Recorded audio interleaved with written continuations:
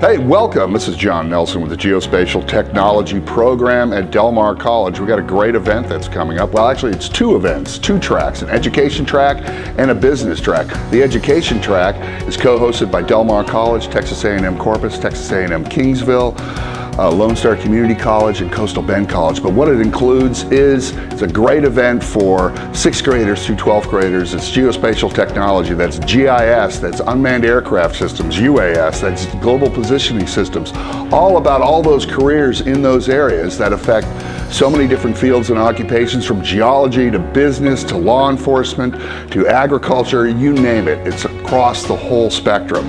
Then, of course, it's also a professional track for those subject matter experts in the fields of engineering, surveying, GIS, unmanned aircraft systems. We'll have professional speakers and presentations and workshops going on all that day. What day is it? Well, it's November 14th, which is a Wednesday, and it's going to be held at the Center for Economic Development, which is right in Corpus Christi. And if you need more information, all you have to do is contact me at jnelson1@delmar.edu, or also the Small Business Development Center.